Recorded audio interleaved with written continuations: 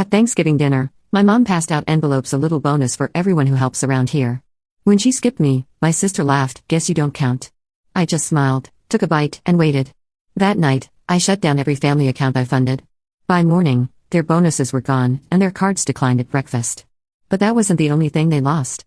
The cranberry sauce gleamed under the dining room chandelier like drops of blood on bone china. I bought that chandelier 3 years ago when the old one finally gave out, just like I paid for the new roof, the kitchen renovation, and the property tax bill that would have sent my parents into foreclosure. Nobody mentioned those things, of course. "Madison, pass the rolls," my sister Victoria said without looking at me. She never looked at me anymore, not directly. I'd become furniture in this house, somewhere between paying off her credit card debt and covering her daughter Lily's private school tuition. I handed her the basket. The rolls were from Whole Foods because mom's arthritis made baking difficult these days. I knew this because I'd driven her to her rheumatologist appointments for the past 18 months, always scheduling them around my lunch breaks from the marketing firm where I'd clawed my way up to senior director. "These are cold," Victoria announced, dropping a roll onto her plate with theatrical disgust. "Mom, didn't you warm them?" "I forgot, honey. It's been such a hectic day." Hectic. The woman had spent the afternoon arranging store-bought dishes onto serving platters while I'd been at the office until noon, then stopped at 4 different stores collecting everything she'd texted me to grab. The turkey alone had cost $200 from that organic farm she'd seen on some cooking show. My father carved the bird with the precision of a surgeon, which made sense considering he'd been one before retirement. "Excellent choice this year, Patricia," he said to my mother. "Much better than last year's dry disaster." Last year's turkey had been my responsibility too. I cooked it in their oven while juggling a product launch crisis on my laptop. Apparently, preventing a multi-million-dollar account from walking had been less important than basting every 30 minutes. Around the table sat the usual suspects, my parents at either end like king and queen of their diminishing empire, Victoria and her husband Brandon on one side with 13-year-old Lily, and me alone on the other side like the odd number that didn't fit the equation. Brandon worked in middle management at a telecommunications company, the sort of job that sounded important at parties but barely covered their mortgage. The mortgage on the house I'd co-signed for when their credit couldn't secure the loan alone. "So, Madison," Brandon said, attempting conversation the way someone might attempt defusing a bomb, carefully and with visible anxiety, "how's work going?" "Busy. We just landed the Patterson account." "That's nice." He'd already lost interest, turning to ask my father about the Patriots game. Victoria's phone buzzed. She checked it, smiled, and typed rapidly under the table. Probably texting her friends about their upcoming trip to Cancun, the one I'd heard her discussing with Mom last week. I wasn't invited, naturally. My presence would dampen the mood, make everyone remember the walking ATM who funded their lifestyle. The meal continued with the usual rhythm, Dad holding court on politics, Mom fussing over whether everyone had enough of everything, Victoria performing her role as the cherished daughter who could do no wrong, and me eating in silence while mentally calculating how much this dinner had cost me. Not just in money, though that number was staggering enough, but in time, energy, and the slow erosion of whatever relationship we'd once had. I remembered being 7 years old, watching Victoria open her birthday presents while I sat cross-legged on the carpet with my own smaller pile. Even then, the distribution had been uneven. Mom had explained that Victoria needed more because she was older, more social, had more expenses. The explanation changed over the years, but the inequality remained constant. When I'd gotten my first job at 16, babysitting the neighbors' kids, Mom had asked to borrow my earnings to cover Victoria's homecoming dress. The loan had never been repaid. This pattern continued through college, where I'd worked 3 part-time jobs while Victoria pledged a sorority funded by our parents, through my 20s when I'd climbed the corporate ladder while she'd floated between yoga instructor and life coach and aspiring jewelry designer. Now I made $250,000 a year and somehow I still felt like that 7-year-old with a smaller pile. "Dinner's wonderful, Patricia," my father declared, pushing back from his empty plate. "Shall we move to the living room?" We migrated like birds following an ancient pattern. The living room furniture was new last year after Mom had decided the old set looked dated. I'd split the cost with Dad, though his contribution had been roughly a quarter of mine. The throw pillows were from Restoration Hardware. The area rug was handwoven. The coffee table book about Tuscan villas cost more than most people's actual coffee tables. Mom disappeared into the kitchen, emerging with a stack of cream-colored envelopes. My stomach tightened in a way I didn't immediately understand, some primal instinct sensing danger before my conscious mind caught up. "I want to do something special this year," Mom announced, her voice taking on that sugary quality she used when she wanted everyone to pay attention. "A little bonus for everyone who helps around here." She handed the first envelope to Dad with a kiss on his cheek. He opened it, smiled, and tucked what looked like a check into his shirt pocket without showing anyone the amount. The second envelope went to Victoria. "For being such a wonderful daughter and helping me so much this year." Victoria's eyes widened as she looked inside. "Mom, this is too much." "Nonsense. You deserve it, sweetie." Brandon received the third envelope. for taking such good care of my daughter and granddaughter. Lily got the fourth, her teenage face lighting up. Oh my God, Grandma. Thank you. Mom handed out 2 more envelopes to people I barely registered at first. Then I realized Uncle Richard and Aunt Susan were there, sitting on the love seat. When had they arrived? Had they been at dinner? The entire evening had taken on a dreamlike quality, sounds muffled, colors too bright. Everyone received an envelope. Everyone except me. Mom settled back into her chair, looking satisfied as a cat in cream. The silence stretched for exactly 3 seconds before Victoria laughed, the sound sharp as breaking glass. Guess you don't count, Madison. 7 words. 14 syllables. The summation of 32 years of being the acceptable daughter, the reliable one, the bank that never closed. Every head turned toward me. Dad's expression was carefully neutral, the way doctors look when delivering bad news they've given 100 times. Brandon had the grace to appear uncomfortable. Lily was already counting her money, oblivious. Uncle Richard studied his hands. Aunt Susan found something fascinating about the Tuscan Villa book. Victoria's smile could have cut diamonds. I took a bite of the pumpkin pie I'd brought to the coffee table, letting the cinnamon and nutmeg dissolve on my tongue while I chewed slowly, deliberately. Everyone waited for my reaction, tears, anger, the dramatic scene that would let them paint me as unstable, ungrateful, difficult. Instead, I smiled. This pie is delicious, I said. I should get the recipe. The confusion on Victoria's face was almost worth the betrayal. Almost. I stayed another hour, making small talk, laughing at Dad's jokes, complimenting Mom's hosting skills. I hugged everyone goodbye, wished them well, and drove home to my apartment in the city, the one I bought with my own money and decorated with furniture nobody else had opinions about. Then I opened my laptop. My phone buzzed at 11:47 p.m. Victoria, did you seriously just close our accounts? I didn't respond. I was too busy working through the list I'd started compiling around the time Mom had started handing out envelopes like party favors. The joint account I'd opened with my parents to help them manage expenses? Closed. My name removed. The automatic transfers that had been flowing from my checking account into theirs every month for 3 years? Cancelled. Victoria's credit card, the one that was technically in my name because her credit was still recovering from her entrepreneurial phase? Frozen, then cancelled. The college fund I'd been contributing to for Lily? I couldn't touch the money that was already there, but I could stop the monthly deposits and remove myself as the account administrator. The family cell phone plan that somehow included Victoria's entire family despite being in my name? Cancelled. They'd have until the end of the billing cycle. The car insurance that bundled Victoria's SUV with my sedan for a supposed discount that only benefited her? I called the company and split the policies. Her rate would triple by morning. My phone started ringing at 12:03 a.m. Mom. I let it go to voicemail. 12:07 a.m. Dad. Voicemail. 12:15 a.m. Victoria again, then 3 rapid-fire texts. You're being ridiculous. It was just a joke. Call Mom back. She's crying. I poured myself a glass of wine, the expensive kind I kept for special occasions, and settled onto my couch. Outside, the city glittered like scattered diamonds. Inside, my apartment was quiet, peaceful, mine. My phone didn't stop buzzing for hours. The next morning, I woke to 47 missed calls and 63 text messages. I ignored them all through my yoga session, my shower, my carefully prepared breakfast of avocado toast and black coffee. At 9:30 a.m., someone pounded on my door. Victoria stood in the hallway, still in yesterday's clothes, mascara smudged, hair uncombed. She'd never looked less like the golden child. What the hell is wrong with you? She pushed past me into my apartment without invitation. Do you know what you've done? I've stopped paying for your life. Would you like coffee? This isn't funny, Madison. Brandon's card got declined at the grocery store this morning. In front of everyone. We have nothing for Lily's breakfast. There's a grocery store on every corner. I'm sure they take cash. We don't have cash. Everything's in the account you just closed. I leaned against my kitchen counter, cradling my coffee mug. You mean the account that I was funding? The one I deposited money into every month so you could pretend to have financial stability? You never said anything about that being your money. I never said it wasn't. Her face cycled through expressions, shock, anger, disbelief, then something that might have been understanding if it had lasted longer than a second. You're really going to do this? Over a stupid envelope? This has nothing to do with an envelope, Victoria. This has to do with 32 years of being treated like an ATM with a pulse. This has to do with every time I covered your rent, paid your credit card bills, bought your daughter's school supplies, co-signed your loans, and never heard thank you. Never heard anything except what else I could do, what else I could give, what else I could sacrifice so you could live comfortably. We're family. Family doesn't laugh when someone gets deliberately excluded. Family doesn't treat each other like the help. You're being dramatic. I walked to my door and opened it. I have plans today. You should leave. Madison, please. Brandon already called Dad.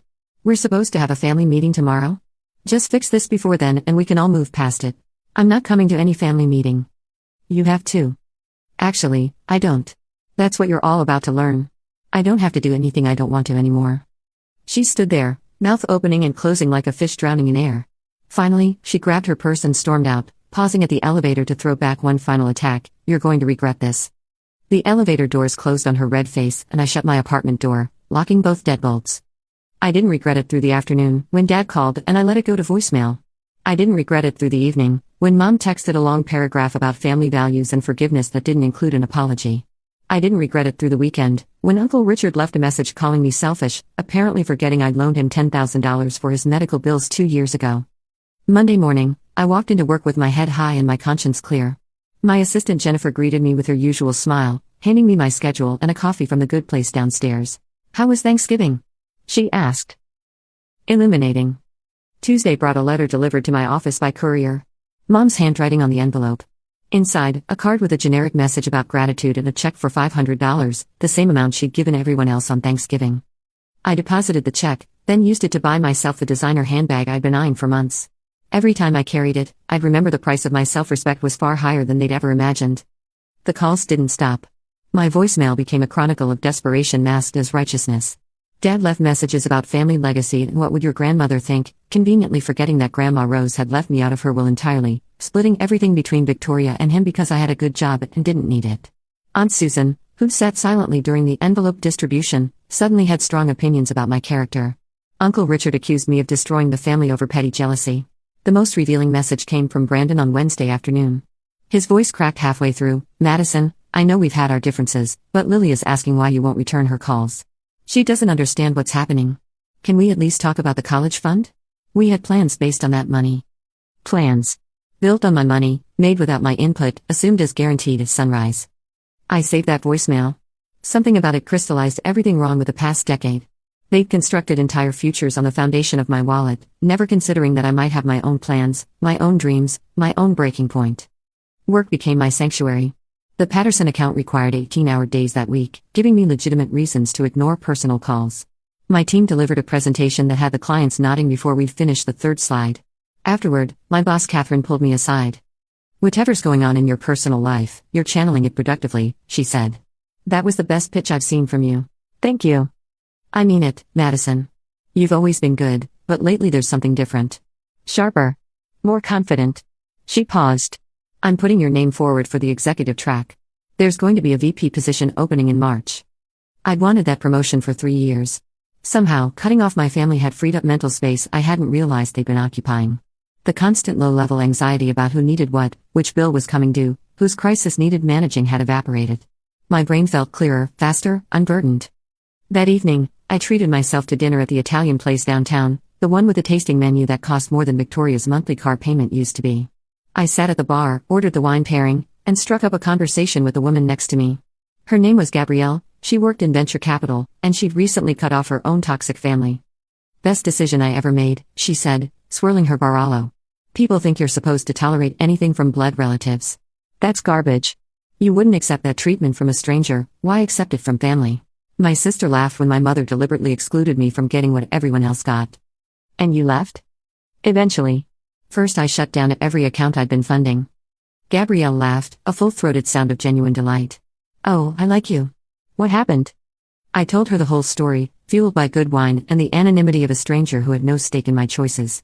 She listened without judgment, occasionally interjecting with her own similar experiences. By the time dessert arrived, I felt lighter than I had in years. They'll try to get you back, Gabrielle warned. Not because they love you, but because they need you. There's a difference. I'm beginning to understand that. We exchanged numbers. She became my first real friend in the city, someone who understood the specific pain of being the family ATM. Over the following weeks, she'd text me screenshots of absurd messages from her own relatives, and I'd respond with Victoria's latest guilt trip. We turned our shared trauma into dark comedy, robbing it of its power to hurt us. Thursday morning, I received an email from Dad's accountant. The subject line read, Urgent, Mitchell Family Trust Matters. My finger hovered over the delete button, but curiosity won. I opened it. The email outlined what I'd suspected but never confirmed. Dad's retirement accounts were depleted. He'd been living off them for years, supplemented by my monthly transfers, convinced the market would recover enough to sustain them. It hadn't.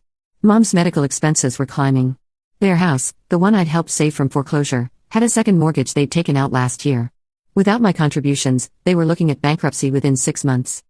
The accountant, a man named Harold Peterson who I'd met twice at family gatherings, wrote, "Your father asked me to contact you directly. He's too proud to beg, but Madison, they need help. I've reviewed their finances thoroughly. The only viable option is either significant family support or selling the house and drastically downsizing." I read the email 3 times, waiting to feel something. Guilt, maybe. Obligation. The old instinct to fix things, to be the solution to everyone's problems. Instead, I felt nothing but a distant sort of pity, the kind you might feel reading about strangers' misfortunes in the newspaper. I replied to Harold, "Thank you for the information. I recommend they consult a bankruptcy attorney. I won't be providing financial support." His response came within minutes, "I understand this is complicated, but they're your parents." And I was their daughter. They made their choices. Harold didn't write back. That afternoon, Victoria appeared at my office building. Security called up to ask if I wanted them to escort her out or let her come up.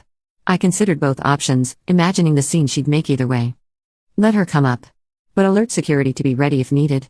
She burst into my office looking like she hadn't slept in days. Her yoga pants were stained, her hair unwashed, her face puffy from crying or drinking or both. "You're killing them," she announced without preamble. "Dad's accountant says they're going bankrupt. Mom's stress is making her arthritis worse. This is on you." Jennifer started to rise from her desk outside my office, but I waved her off. "Come in and close the door, Victoria." She did, then stood in the middle of my office like an accusation given human form. "Sit down." "I don't want to sit." "Then stand. But lower your voice or security will remove you." That got through. She sank into the chair across from my desk, deflating like a balloon losing air. "How much?" she asked finally. "Excuse me? How much do you want? To help them? I know you're angry, but they're going to lose everything. They already lost everything that mattered. They just didn't notice because they still had money. Stop being cryptic and tell me what you want." "I don't want anything from any of you. That's what you don't understand. I'm not negotiating. I'm not playing a game. I'm done. You can't just be done with family. Watch me." Victoria's face cycled through emotions too fast to track. "Brandon left me," she said suddenly. "The fraud charges, the financial pressure, he said he couldn't handle it. He took Lily and moved in with his mother in Florida. I'm alone in that house we can't afford, working retail for $12 an hour, and my own sister won't help me. The information should have moved me. Once upon a time, it would have. I would have already been calculating how much I could spare, what I could sacrifice to ease her pain. Now, I heard the manipulation in every word. The strategic revelation of suffering, the careful emphasis on alone and can't afford, building to the accusation disguised as fact, won't help me. I'm sorry your husband left. That must be difficult." "Difficult?" Her voice climbed toward hysteria. "I'm losing everything. My marriage, my daughter, my house. And you're sorry? What do you want me to say, Victoria? That I'll swoop in and fix it? Pay your mortgage, cover your legal fees, fund your fresh start? That's what you're here for, isn't it? Not to apologize, not to acknowledge what you did, but to see if you can squeeze a few more dollars out of me." I tried to apologize. "You laughed. At Thanksgiving, when Mom skipped me, you laughed and said I didn't count. That wasn't a joke. That was the truth of how you've always seen me. It was a stupid comment.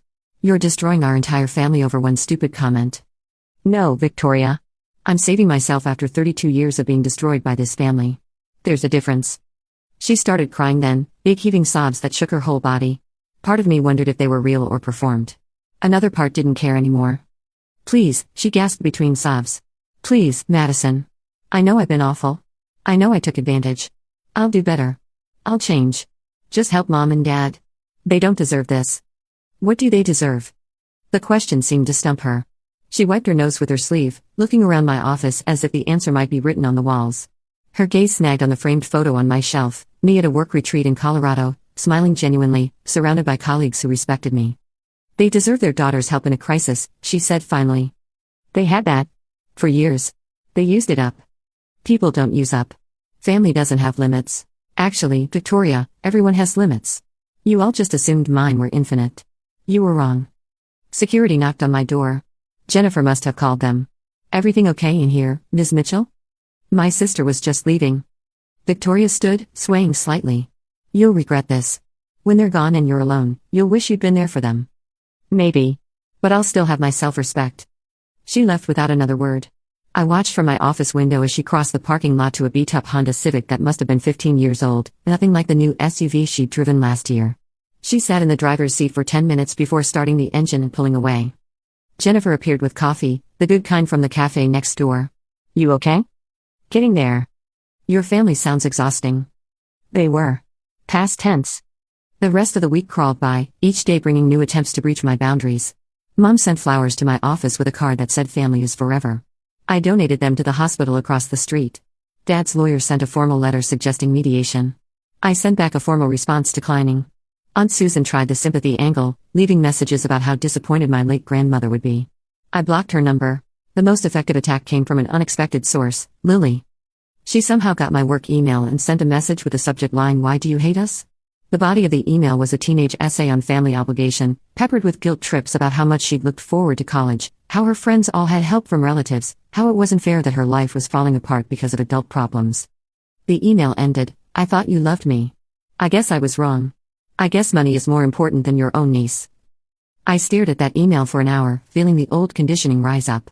She was 13, just a kid, manipulated by adults into being their weapon. It wasn't her fault. Except it was exactly Victoria's strategy: use the child as an emotional hostage, bank on my inability to hold a teenager accountable for her parents' poison. I wrote and deleted 5 responses before settling on the truth. "Lily, I do love you. But love doesn't mean letting people treat you badly forever.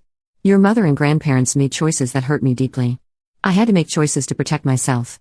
I hope someday you'll understand that healthy relationships require respect from everyone involved, not just sacrifice from one person.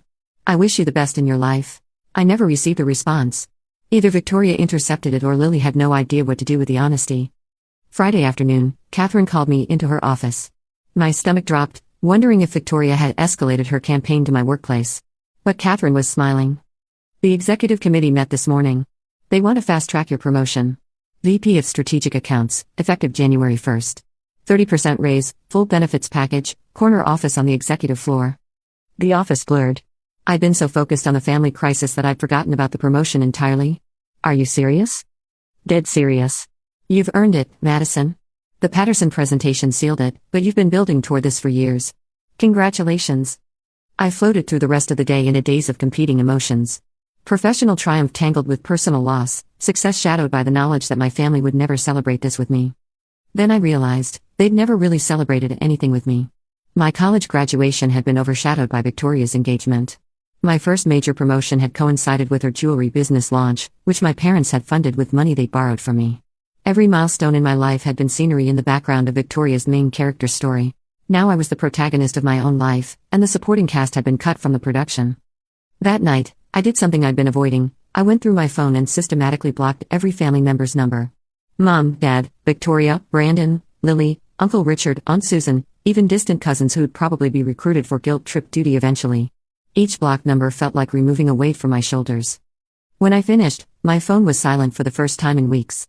No buzzing, no notifications, no urgent demands disguised as family concern. Just peace. I ordered Thai food, opened a bottle of wine, and binge-watched a show I'd been meaning to catch up on for months. Around midnight, I realized I couldn't remember the last time I'd spent an evening without some family-related anxiety gnawing at my consciousness. This was what normal people's lives felt like. This lightness, this freedom to just exist without constantly managing someone else's crisis or calculating whether I could afford someone else's emergency. I could get used to this. The family meeting happened without me. I know because Victoria texted me a photo of everyone gathered in Mom and Dad's living room, accompanied by, "See what you're missing?" What I saw was a collection of people who'd taken my generosity for granted, mistaken my love for weakness, and assumed I'd always be there to fund their choices. What I didn't see was any reason to regret my decision. The photo haunted me more than I wanted to admit. There was Mom in her favorite armchair, the one I'd bought her for her 60th birthday. Dad standing behind her with his hand on her shoulder, presenting a united front. Victoria on the couch looking victorious, Uncle Richard and Aunt Susan flanking them like reinforcements. Even Brandon was there, which surprised me given Victoria's claim that he'd left her. So that had been a lie too. Just another manipulation, another attempt to extract sympathy and money. I zoomed in on each face, looking for any hint of remorse or self-reflection. Nothing. They looked like a board of directors called to address a problem employee, not a family grappling with their own toxicity. My phone rang an hour later. Unknown number. I answered, breaking my own rule, curiosity getting the better of me. "Madison Mitchell?" A man's voice, unfamiliar. "Who's asking?" "My name is Timothy Shaw." I'm a family therapist your parents hired to help mediate this situation. They've given me permission to reach out to you. How did you get this number? Your mother provided it. I understand there's been significant family conflict, and I'd like to offer my services as a neutral third party to help you all navigate. Let me stop you right there, Timothy. Did my parents mention that my sister tried to commit fraud using my identity? That they've been financially exploiting me for years? That they've deliberately humiliated me in front of the entire family? A pause. They mentioned there was a financial disagreement and some hurt feelings around the holidays. Hurt feelings. That's what they called it. Family dynamics are complex. Often, there are misunderstandings on both sides. Timothy, I'm going to save you some time. I didn't hire you. I don't want your services. Whatever my parents are paying you to fix this, it's a waste of their money. Which is ironic, since apparently they don't have any. Ms. Mitchell, I understand you're angry. I'm not angry. I'm done. There's a difference. Please don't contact me again. I hung up and immediately blocked that number too. The next morning brought an unexpected visitor to my office. Not Victoria this time, but Mom herself. Jennifer tried to stop her, but Mom pushed past, moving faster than her arthritis should have allowed. Madison Eleanor Mitchell, you will listen to me. She stood in my office doorway, 63 years old and trembling with either rage or fear or both. Her hair was perfectly styled, her makeup immaculate, her designer outfit likely financed by one of those Thanksgiving envelopes. She looked nothing like a woman facing bankruptcy. You have 5 minutes, I said, not standing. Then security will escort you out. Mom closed the door and sat down without being invited, perching on the edge of the chair like a bird ready to take flight. How did I raise such a cruel daughter? Is that a genuine question or rhetoric? Don't be smart with me. I'm your mother. And I'm your daughter. The one you deliberately excluded in front of the entire family. The one whose years of financial support you never acknowledged. Should I continue? That envelope situation was a misunderstanding. Really? How do you misunderstand skipping one person while giving everyone else money? Her face flushed. You make plenty of money. You don't need a few $100s. So you admit it was deliberate. I admit that we thought you'd understand. Victoria and Brandon are struggling. Lily needs things. Your father and I are on a fixed income. You have more than enough. I had more than enough because I worked for it. Not because it materialized out of thin air. We never asked you for anything you weren't willing to give. The revisionism was breathtaking. You asked me for money constantly. Every month, like clockwork. Victoria's rent, Brandon's car payment, Lily's school expenses, your property taxes, Dad's medical bills, the roof, the kitchen, We didn't ask for all of that. You offered. Because you'd already told me you were desperate. Because you'd already explained there was no other option. Because I'd been conditioned since childhood to believe that my worth to this family was measured in how much I could provide. Mom's eyes welled with tears, the same performance she'd perfected over decades. I can't believe you think we'd only love you for money. When did you ever love me for anything else? The question hung in the air like smoke. Mom opened her mouth, closed it, opened it again. I waited, genuinely curious to hear her answer. That's not fair, she finally said. What's not fair is realizing at 32 that your own family sees you as a resource instead of a person. You're being dramatic. Families help each other. That's what love is. No, Mom. Love is reciprocal. Love is respectful. Love doesn't laugh when someone is deliberately excluded. What we had was a transaction, and I'm no longer accepting the terms. She pulled a tissue from her purse, dabbing at her eyes carefully to preserve her mascara. Your father is having chest pains from the stress. If something happens to him, you'll have to live with that. Dad had chest pains before I cut you off. He's had them for 3 years. I drove him to the cardiologist 6 times, remember? Each time, the doctor said it was stress and poor diet and lack of exercise. Maybe suggest he try those solutions instead of blaming me. Everything was fine until you threw your tantrum. Everything was fine for you. I was drowning, but as long as the checks cleared, nobody noticed. Mom stood abruptly. I didn't raise you to abandon your family. You didn't raise me at all. You raised Victoria. I just existed alongside her, useful when you needed something, invisible the rest of the time. She walked to the door, her hand on the knob. When we lose the house, when we're living in some terrible apartment in a bad neighborhood, when your father's health fails from the stress, I hope you'll be able to sleep at night. I'm sleeping better than I have in years. She left without another word. Jennifer appeared moments later with water and a sympathetic expression. That woman is a piece of work. You have no idea. Actually, I do. My mother-in-law is exactly like that. Weaponized guilt is their superpower. How do you deal with it? I don't. My husband finally set boundaries, and she didn't speak to us for 2 years. Best 2 years of my marriage. Jennifer grinned. She came crawling back eventually. They always do, once they realize the bank is actually closed. Her word stayed with me through the weekend. I'd been operating under the assumption that cutting them off was permanent, final, irreversible. But what if they did come back? What if they eventually apologized, acknowledged their behavior, tried to rebuild on healthier terms?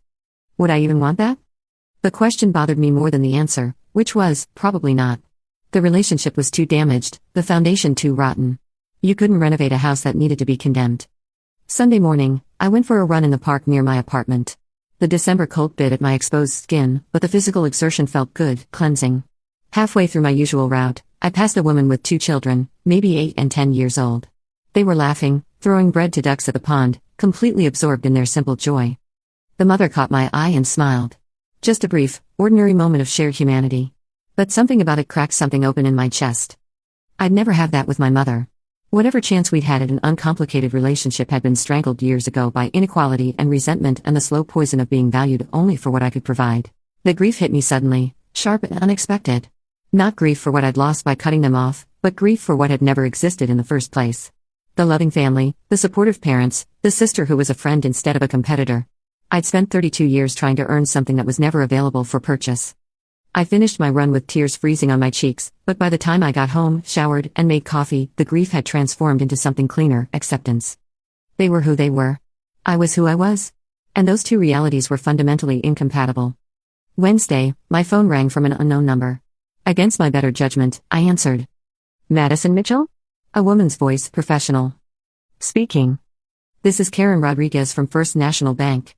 We're calling about a loan application listing you as a cosigner. The applicants are Brandon and Victoria Hughes? I didn't cosign any loan. That's what we needed to verify. We received an application with what appears to be your forged signature. We'll be declining the application and flagging the account for fraud. After I hung up, I sat at my desk staring at my computer screen without seeing it. They'd try to forge my signature. To trap me back into their financial web without my consent or knowledge. The anger I'd been holding at bay with rational decisions and cool distance finally broke through. I picked up my phone and called my lawyer. By Friday, I'd filed police reports for the attempted fraud, sent cease and desist letters to Victoria and Brandon, and begun the process of freezing my credit to prevent any future attempts. My lawyer assured me the case was straightforward, especially since the bank had caught it early. My parents called that evening.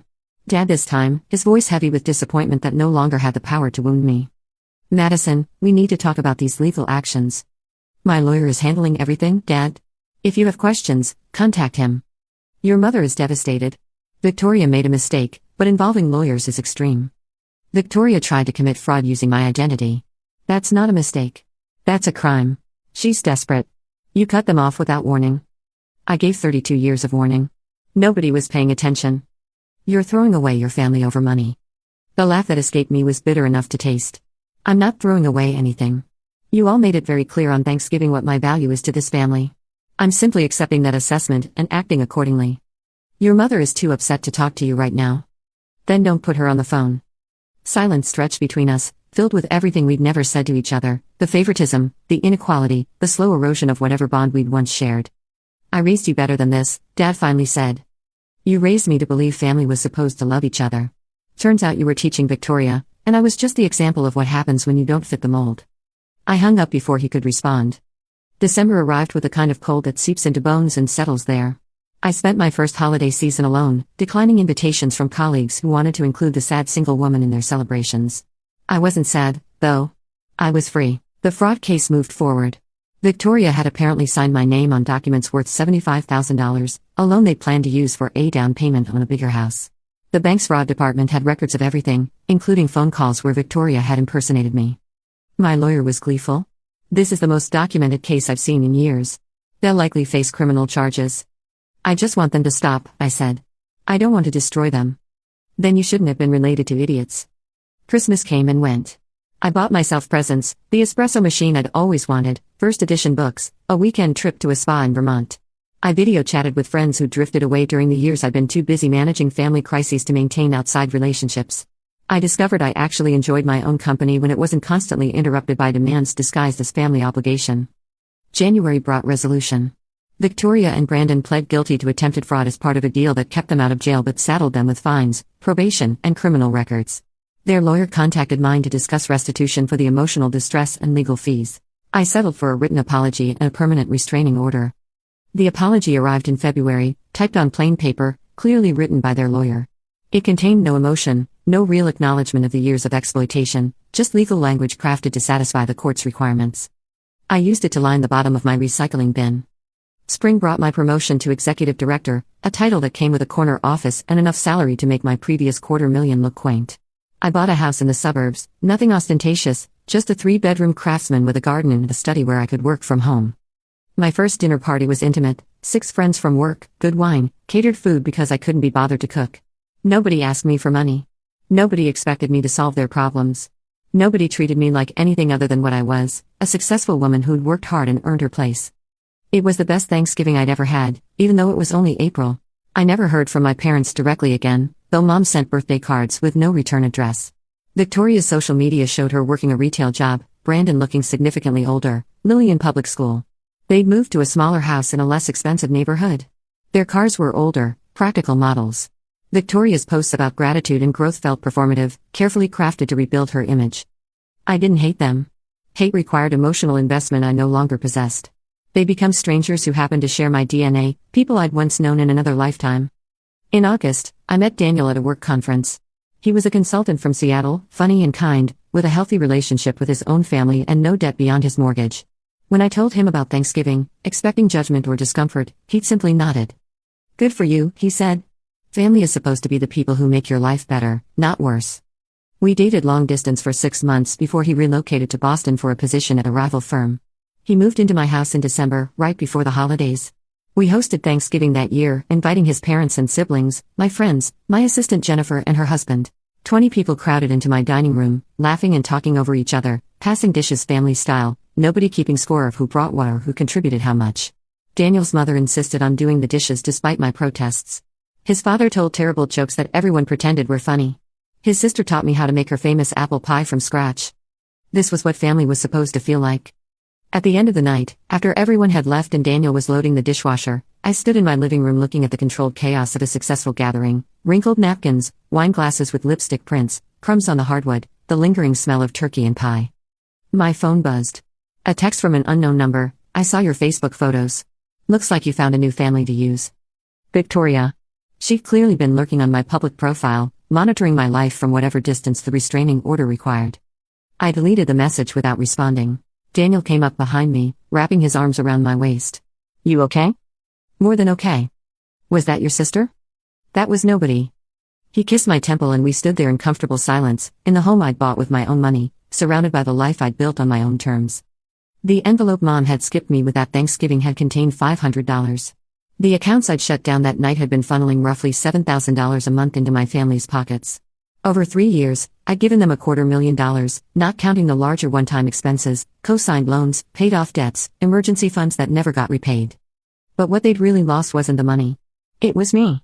The daughter and sister who'd loved them despite everything, who'd kept showing up, kept helping, kept hoping that someday they'd see me as more than a resource to be exploited. They'd lost someone who would have given them anything if they'd just treated her with basic respect. And I gained something immeasurably more valuable, proof that I was worth more than they'd ever acknowledged, strong enough to walk away, capable of building something better. The bonuses they'd received that Thanksgiving were gone by morning, spent on things I'm sure they thought they deserved. My cards had declined at their breakfast table, ending the free ride they'd enjoyed for years. But the real loss was still being calculated. Every birthday I didn't attend, every holiday I celebrated elsewhere, every milestone they'd miss in my life because they'd forfeited their invitation to it. They'd counted me out that Thanksgiving. They'd been right. I didn't count anymore, not in their world. But I counted in mine, and that made all the difference. Years later, when people asked if I regretted it, if I missed my family, if I'd ever reconcile, I thought about that moment, Thanksgiving. Victoria's laugh. Mom's satisfied smile.